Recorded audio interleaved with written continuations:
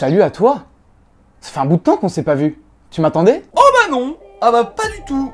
Alors là, bah c'est quoi j'y vais? Je laisse le portable là? On dit que je laisse le portable là. On fait ça? Ok, bon bah c'est parti.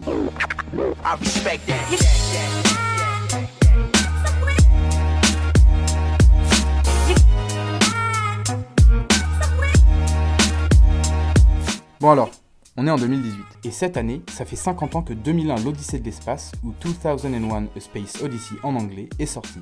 Film du grand, majestueux et légèrement psychopathe Stanley Kubrick. Réalisateur de chefs-d'œuvre tels que Shining, Orange Mécanique, Full Metal Jacket et une douzaine d'autres. Il est donc sorti en France le 27 septembre 1968, et pour cet anniversaire symbolique d'un demi-siècle, le film refait surface, même s'il n'a jamais vraiment disparu, et fait parler de lui un peu partout. Sur internet évidemment avec Twitter par exemple, dans les journaux avec notamment les dossiers que j'ai pu découvrir dans l'Écran Fantastique et le Première de ce mois-ci, et surtout dans le Première classique de ce trimestre. Que je vous recommande très beaucoup. Mais l'élément qui m'a fait comprendre que c'était un événement plutôt important, c'est quand le Festival de Cannes a annoncé qu'ils allaient projeter une version rénovée de la pellicule en 70 mm, ce qui n'était pas arrivé depuis la création du long métrage. Le tout présenté par Christopher Nolan. En tout cas, ce que j'ai pu retenir de mes recherches, c'est que le film a mis des années à s'écrire et se concrétiser. C'était une vraie galère de créer le premier vrai space opéra, puis de gérer toute la pré-production qui consiste à choisir les lieux de tournage de chaque scène, dans quelles conditions, les décors, etc. La production avec le tournage a été ce qu'on appelle une super production, avec un budget très important pour l'époque, 12 millions de dollars, soit l'équivalent de 70 millions aujourd'hui avec l'inflation. On en comprend immédiatement l'ampleur avec la phrase de Michael Moorcock dans Première classique. Chaque technicien que je rencontrais parlait de 2001 avec un tel enthousiasme que j'eus bientôt la conviction que nous préparions réellement une expédition sur Jupiter. La post-production, comprenant le montage, l'étalonnage et les effets spéciaux, même si la CGI n'existait pas encore, aura aussi pris 2 ans. Ce fut donc un film dans lequel Kubrick s'est profondément impliqué et qui lui a pris plusieurs années à finaliser. Mais le 2 avril 1968, après une avant-première désastreuse, il décide de tout recouper et d'enlever plus de 20 minutes du long métrage à une semaine de sa sortie américaine. Donc en gros, après des années de travail acharné, il remodifie tout à la vitesse de la lumière. Ces scènes coupées feront d'ailleurs l'objet de nombreuses recherches et théories, encore non résolues aujourd'hui, qui continuèrent à faire exister le film. Et quand celui-ci sort enfin, malgré de très mauvaises critiques presse, il trouvera largement son public jusqu'à en faire l'œuvre cinématographique culte que l'on connaît aujourd'hui. Mais alors tout ça c'est très bien, je connais tout plein de trucs, mais en fait la vérité, c'est que je l'ai pas vu 2001 l'Odyssée de l'espace. Donc j'ai invité des potes et on l'a regardé.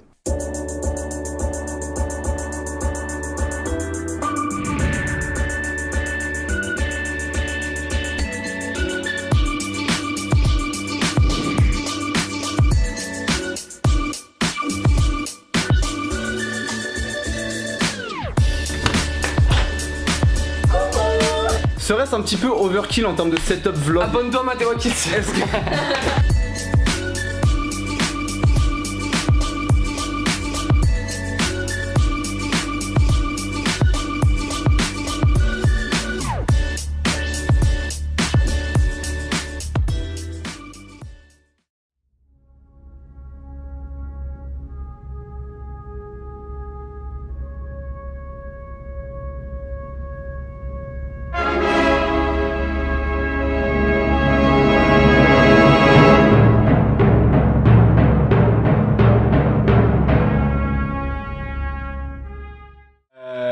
Non, déjà, première réaction, le film vient de se finir et waouh, en vrai. Dans l'intro, j'ai dit que Kubrick avait enlevé 20 minutes du film, mais le film fait quand même 2h30. Il a enlevé 20 minutes. Ah, il a enlevé 20 minutes? Il a enlevé plus de 20 minutes. Non, donc déjà, première réaction, la fin est vraiment stylée. Mais je préfère pas trop en parler. Le film, direct quand on le voit, je sais pas ce que vous en pensez, mais au niveau de l'esthétique, la perfection symétrique. Voilà. Attends, du coup on va y aller quand même point par point. Le cadrage. S'il vous plaît. En fait, il a vraiment un truc avec la symétrie quoi. Il faut rien que tout... quand on voit la grande, tous les grands plans incroyables, c'est il faut que de la que symétrie tout quand soit il rentre dans les. Il y a des effets de montage qui putain, t'es là. Déjà l'os qui se transforme en vaisseau spatial au début. Pour passer de l'ère des singes à l'ère la transition, mec. Non, c'est ça, mais en fait, il y a tellement de trucs à parler. Donc, bon, le cadrage, la symétrie parfaite, absolue, mais même au niveau de la composition. Mais l'image, la couleur, il y a toujours une thématique de couleur. Ouais. C'est ça la composition. Une couleur dominante. Il y a vraiment une recherche de. Et chaque plan a vraiment sa tonte. Ouais, non, mais la couleur, c'est.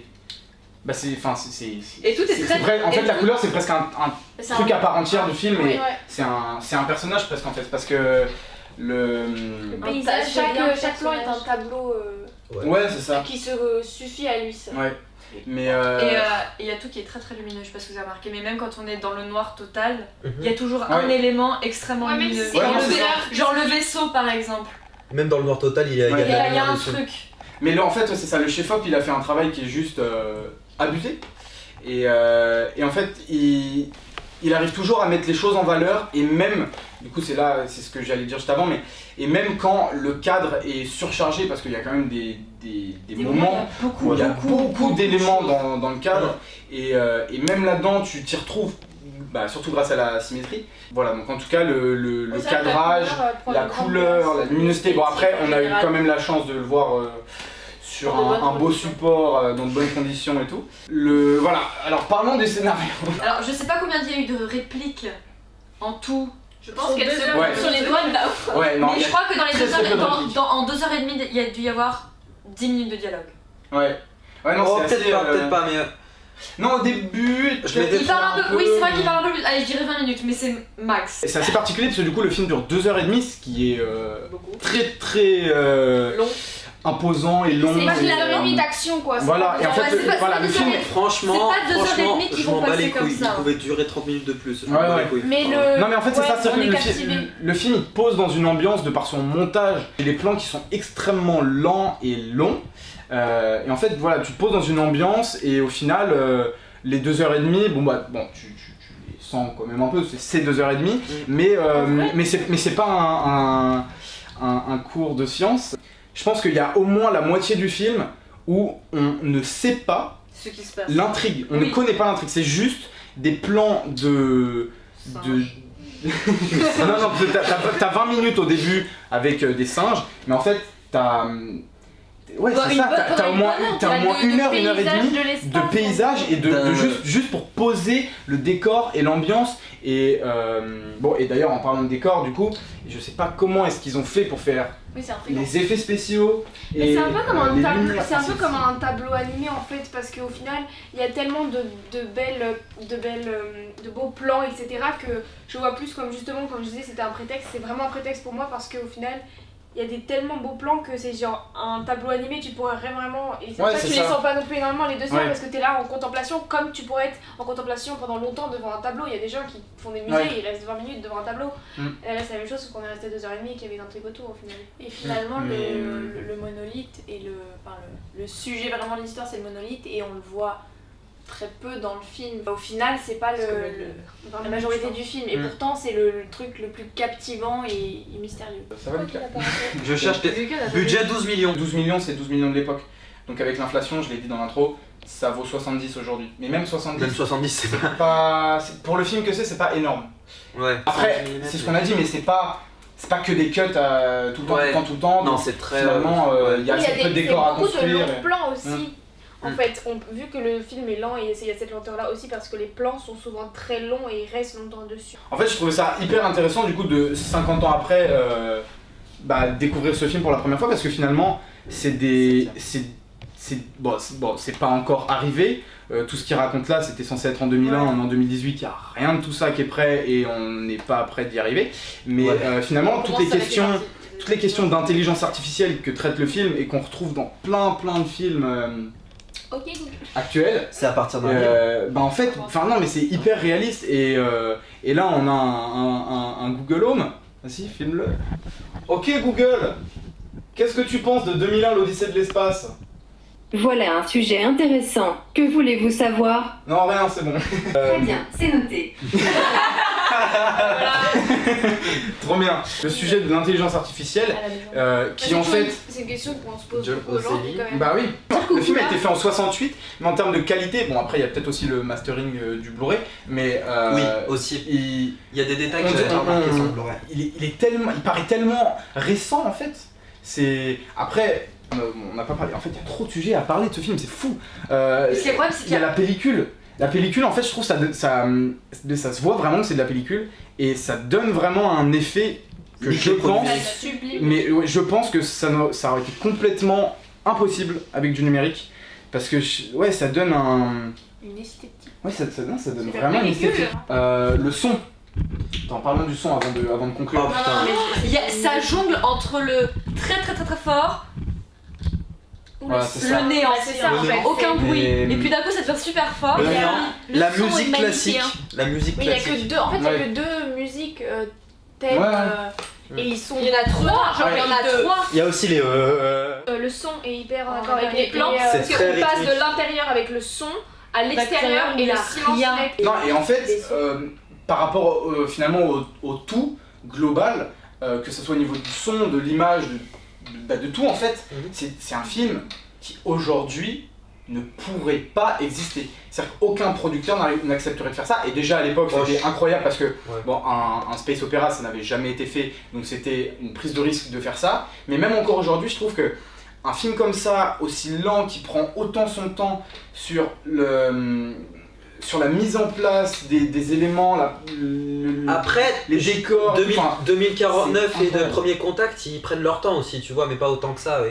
Non, il y a j'ai revu 2049 il y a pas longtemps, donc on parle de Blade Runner là. Il y a quand même beaucoup plus d'histoire et une intrigue autour. Au montage, musique, son, ça me fait penser un peu aux théories d'Eisenstein, le contrepoids orchestral, mais en gros tout. Le fait que tout soit en harmonie totale, genre t'imagines Kubrick avec sa petite baguette en mode chef d'orchestre qui aligne le plan, le son, la musique, les planètes, voilà c'est ça. Cet homme est en école de cinéma, il en connaît beaucoup plus que nous. Je saurais pas développer un truc dans Einstein, mais... Que ce soit dans le son, dans l'image, voilà, il y a toujours cette dimension de la symétrie, que tout soit en accord, que tout soit mesuré en final. Donc pour conclure, qu'est-ce que vous voulez dire, enfin finalement pour résumer le film, mais plus pas vraiment dans son esthétique, mais plus dans l'approche que vous en faites à notre époque. Qu'est-ce que ça vieillira jamais, exactement, parce que de toute façon il y a toujours un élément de ce film qui est repris. On l'a même dit dans plein d'autres films, par exemple on avait dit Interstellar, on avait dit Alien, on a même passé vers des Disney. Enfin je veux dire, tout est repris à un moment. Mais oui, mais il y a plein de choses à reprendre de ce film. Donc forcément. Ça va jamais venir. Tu te dis pas putain c'est un film d'il y a 3 siècles. Ouais non c'est ça. Genre tu le regardes et puis c'est tout. Même Star Wars 4 qui est sorti 9 ans après, il a l'air plus vieux. Genre, oui, mais surtout avec les effets spéciaux. Tout a l'air beaucoup plus vieux, ça se voit, tu vois là. C'est tellement bien fait.